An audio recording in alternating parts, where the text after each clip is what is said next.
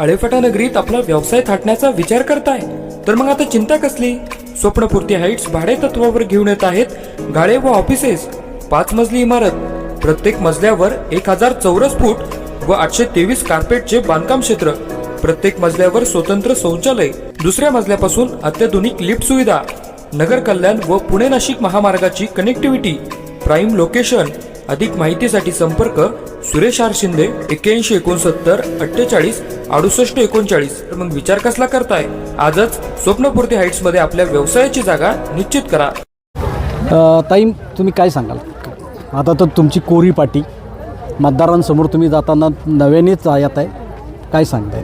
Sir, आमची जरी कोरी पाटी असली परंतु जी पंकजादांनी जी शरददादांच्या माध्यमातून जी कामं केलीत तर मला नाही वाटत पार्टी कुठं कोरी आहे. परंतु कामी हे कामं जी मागशाळांच्या माध्यमातून आम्ही जी कामं केली तीच घेऊन आज आम्ही जनतेसमोर जातोय आणि जनतेचा एवढा उत्स्फूर्त प्रतिसाद आम्हाला आज या ठिकाणी पाहायला भेटतोय.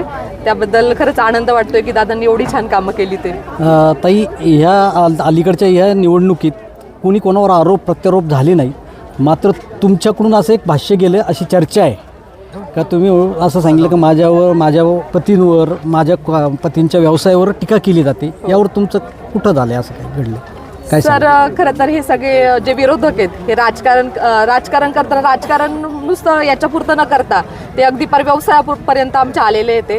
आणि आता जी मी पाठी सांगितलं की त्यांनी एक वाणी साहेबांच्या बाईटमध्ये पण सांगितलं, त्यांनी अगदी आमचा व्यवसाय सुद्धा बंद पाडण्याचा त्या ठिकाणी प्रयत्न केलेला आहे. तर मी विरोधकांना एवढंच सांगेल की तुम्ही राजकारण करताना फक्त राजकारण करा, समाजकारण करा. आताच्या निवडणुकीच्या प्रचारात कुठे असं जाणवलेलं नाही, मात्र आपल्याकडून भाष्य आलं, विरोधकांकडून असं आलं असेल तर कोणी केलं त्याचं नाव उलगाडा झाला तर मतदारांना कळेल, असं संभ्रम तयार होतोय. सर, माहिती आहे कोण कसे टीका करता येते, कारण ज्या कमेंट्समध्ये आम्ही पण बघतोय आणि त्यांनी आतापर्यंत आमचं जे लाईटचं कनेक्शन आहे ते आता सुद्धा बंद आहे, हे विरोधकांनीच केलेलं आहे. आणि मला देखील असंच वाटतं की यांनी राजकारण न करता या ठिकाणी समाजकारण करावं आणि निवडणूक ही निवडणुकीच्या पद्धतीने घ्यावी. नाही, आपलं तुमचं जे विजेचं कनेक्शन आहे ते काहीतरी जुना प्रकार आहे, काय ते 6 महिन्यापूर्वी.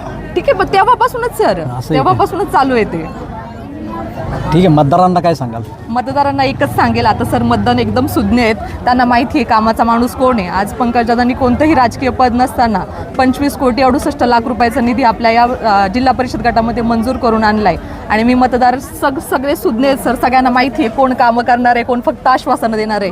आज आम्ही निवडणुकीच्या अगोदर कामं करून या मतदारसंघात मतं मागतोय. तर मला देखील असं वाटतं की मतदारांना एकच आवाहन करेल की कामाचा माणूस ओळखावा आणि धनुष्यबाण या चिन्हासमोरील बटन दाबून आमच्या या तिन्ही उमेदवारांना तुम्ही प्रचंड बहुमताने विजयी करा, हीच मी मतदारांना एक आवाहन करेल. ह्या होत्या स्मिता पंकज कनसे, ह्या राजुरी जिल्हा परिषद गटात शिवसेनेकडून उमेदवार आहात आणि यांनी जे काही टीका टिप्पणीवर विरोधकांना जो संदेश दिला आहे, टीका टिप्पणी करण्यापेक्षा कामांवर द्या आणि मतदारांचं मन जिंकून इलेक्शन लढा, हेच यांनी सांगितले. Suresh Bhujbal, AB news network, बेल्ले.